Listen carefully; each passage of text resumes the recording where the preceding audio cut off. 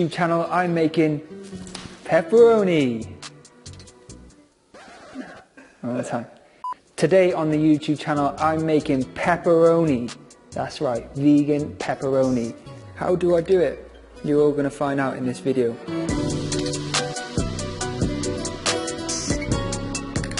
That popular meat or sausage that goes on pizzas, is in sandwiches, is on charcuterie boards. Basically, pepperoni is the American version of Italian salami. It's made with beef and pork. It's cured. It's a cured sausage. It's got that really rich, smoky, tangy, spicy flavor. And I actually made salami in professional kitchens, and now I'm making it vegan, and it's actually extremely similar.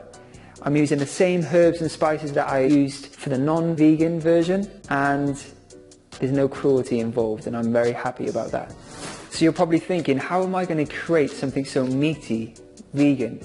No, I'm not going to be using chickpeas or beans or tofu. I'm going to be using a little bit of tofu actually, but I'm going to be using seitan. And it's something that I used to use a lot on my YouTube channel, but I haven't done it recently. I wanted to make more simpler, easier meals for you. But seitan, if you haven't heard of it before, it's also known as wheat meat, and it's an ancient meat replacement. It's very popular in Asian cuisine as a meat replacement, of course, and it's basically wheat protein. And you can buy Vital Wheat Gluten from the Vegan Kind supermarket, where I get the majority of my vegan specialist ingredients from. And they're actually sponsoring this video with their new Vegan Kind recipe website, which I'll talk to you more about later on in the video. And it's something that I've used so much to make vegan burgers, steaks, ribs, sausages. All of these are on my YouTube channel. Turkey, beef is crazy. And today we're making the pepperoni. So let's get straight into it. It's actually really, really simple, and it's a good entry level seitan recipe. So first up, we need to prepare that incredible flavoursome pepperoni flavour. So into my blender, I'm going to add 2 teaspoons of black pepper, 1 tablespoon of mustard seeds, 1 tablespoon of fennel seeds. You can add both of those to a pan and toast them first, but actually it doesn't add much difference to the final result of the sausage. That's perfect. I'm going to add 1 tablespoon of cayenne pepper, 5 cloves of garlic, 2 tablespoons of sweet paprika, 1 teaspoon of salt, a tablespoon of miso paste, 1 1/4 cups of red wine, and 1 tablespoon of balsamic. And I'm also going to add a tablespoon of hot chili flakes, which you can add if you want to keep it really hot. So you may think there's an excess of flavour in here, but if you think most of the time when you have salami or pepperoni, you have like a few thin, really thin slices, and each one of those thin slices are so powerful and so flavoursome. So I'm just trying to replicate that as much as I can. So that's why there's a lot of flavour. If you don't want red wine, if you don't want to have red wine, just use vegetable stock. It's not going to have the same richness, but you can add maybe some tomato puree in at the same time with the vegetable stock, and that will help add that richness. So now I'm going to get this blended up until it's super smooth. If your blender isn't that strong or powerful, you may need to pass your wet mix once it's blended through a sieve, because you don't want any bits in it at all.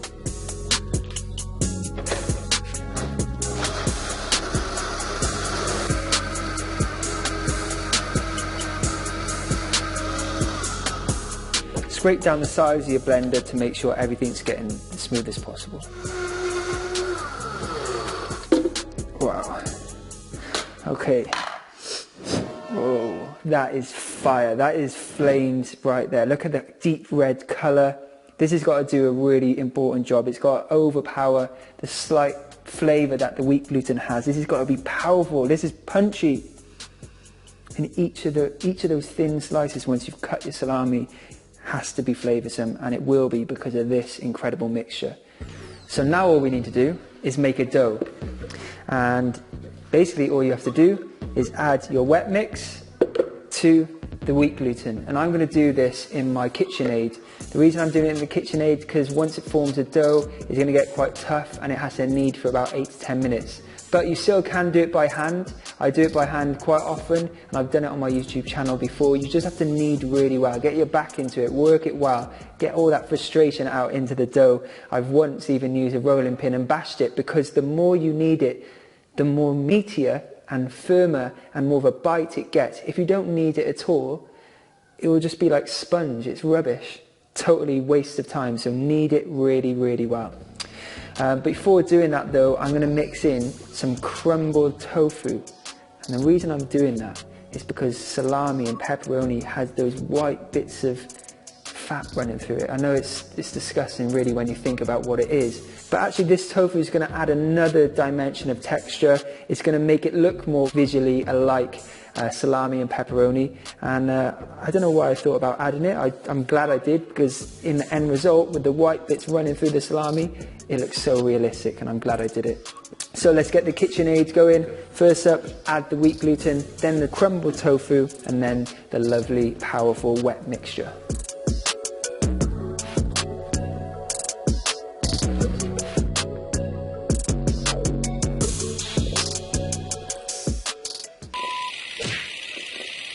So this video is sponsored by the Vegan Kind recipe website.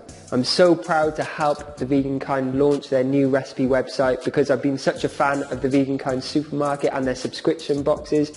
I get a box from the Vegan Kind supermarket more or less every week, full of specialist ingredients and treats and cleaning products, everything. They've got so many products on there, and it actually saved me many times during the whole lockdown period. But they're now launching this new website which is full of amazing vegan recipes. So creators like myself are going to post many recipes on there. You're going to be able to find full written recipes for things like my pepperoni that I'm making today, and the specialist products that I've used to make the recipes on the website too. So click the link below to go directly to the Vegan Kind recipe website. Brand new website, and I'm so happy to help them launch it. Thanks again, Vegan Kind, for sponsoring the video. Start it off slowly and just let it come together and form a nice dough, and let it knead away for about 8 to 10 minutes.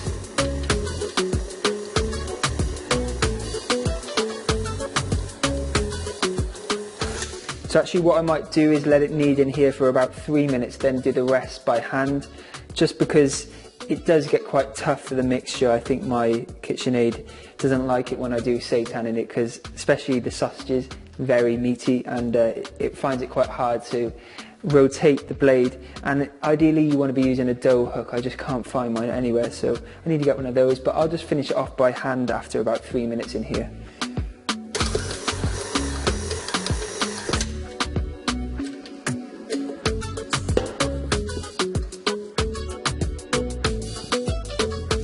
The tofu is going to naturally want to get out of this dough, okay? So you just want to try and get as much as you can into it. If some bits come out, they come out, but you just want it to sort of naturally be distributed throughout the dough. The good thing about starting off in the mixer is that turning element really gets it right into the center of the dough. Right now I'm just pushing it in, getting as much of it into it, and that running through the salami will makes it look so realistic.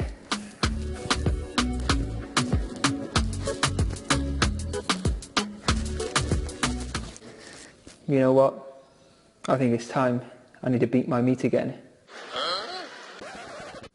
I said that once in a previous seitan video, and I never lived it down. So I've just done it again. Gonna get my rolling pin out and start just beating this, because I want this to be as meaty as possible. So I've been kneading now for about 8 minutes, and I'm just sort of working it into a long sausage shape. The tofu, as much tofu that's wanted and been able to attach itself to the dough has done, and it's running nicely through. And as it cooks, it will really just set itself in the salami as well, which is good.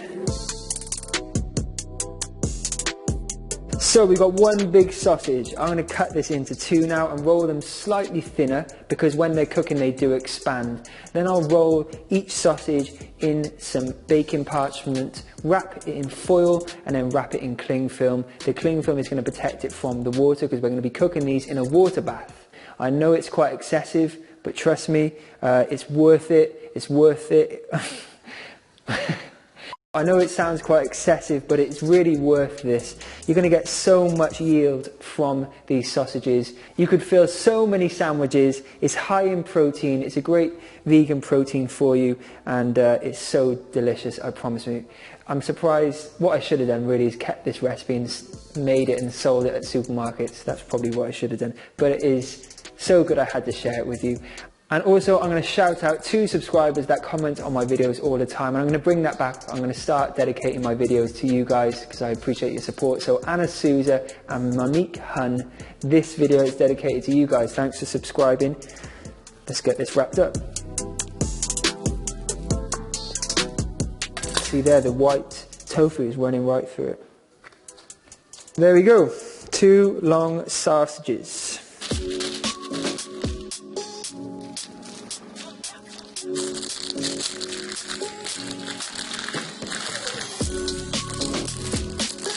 Ah, it smells a beautiful, bellissimo sausage.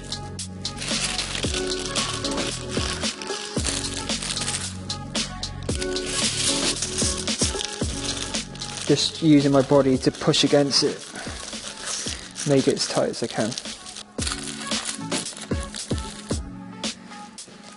So this one has to be really tight. So I lean against it. I've got a belly. Lock down belly. I haven't got a belly.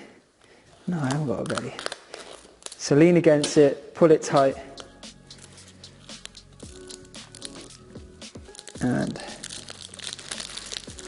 put it as tight as you can. Just secure the ends. Now, if you think about this, there is so many portions here, because you're going to cut it so fine. So you could put one in the freezer and one in the fridge, and it will last you a couple of months in the freezer, of course. So it saves you buying sandwich fillings from the supermarkets, vegan sandwich fillings. It's cheaper to do.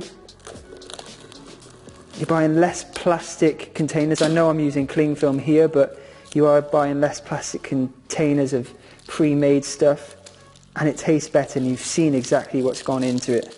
So we can let these rest now. Meanwhile, I'm going to bring a large pan of water to a simmer. That's the water bath that we're going to cook these in. When the water's simmering, pop the sausages into the water bath and leave them to cook for 1 hour. Never let the water boil, you just want it to lightly simmer the whole time. And now we wait just 1 hour, and then you'll have the most incredible vegan pepperoni. 1 hour later. Welcome back to the kitchen. Our salami is done, and look at this. They've expanded. We can get them out, and when they're ready they'll be firm to the touch. If they're soft to the touch, they may need some more time cooking. Obviously you're going to roll your sausage often not the same size as mine, so if they're slightly thicker they may take longer, but unfortunately if they don't get firmer, it may be a case where you haven't kneaded them enough.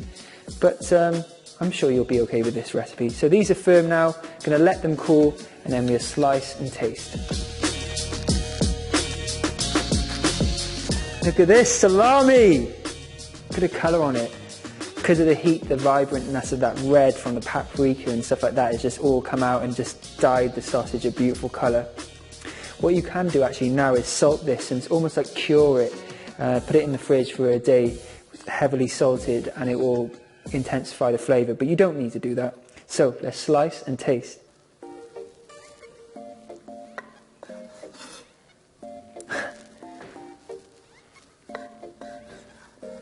Wow, and look at that.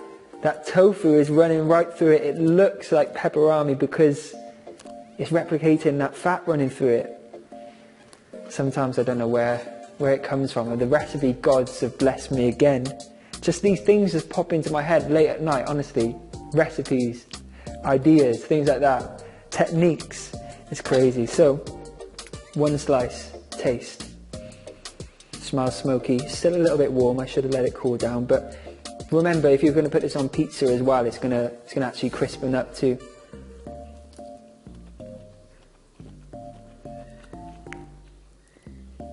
That's beautiful.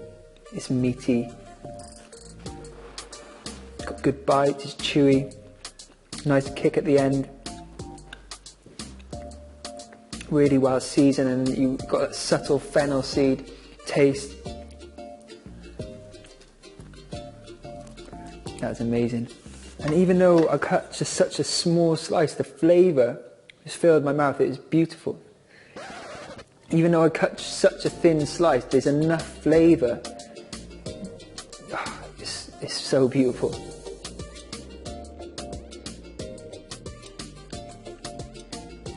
That is some of the best vegan charcuterie I've ever had. Such a simple recipe. Don't forget, you can get the Vital Wheat gluten from the Vegan Kind supermarket, link below the video. You've got to try this. This will get you so many servings. Slice it fine, or just wrap it, pop it in the freezer, bring it out when you want it. I would probably slice it before putting it in the freezer, maybe put it in some greaseproof paper to keep it wrapped into the freezer. Take them out as and when you need them. Get this on your pizzas, get this in your sandwiches. A vegan meat that's cruelty free. Bellissimo.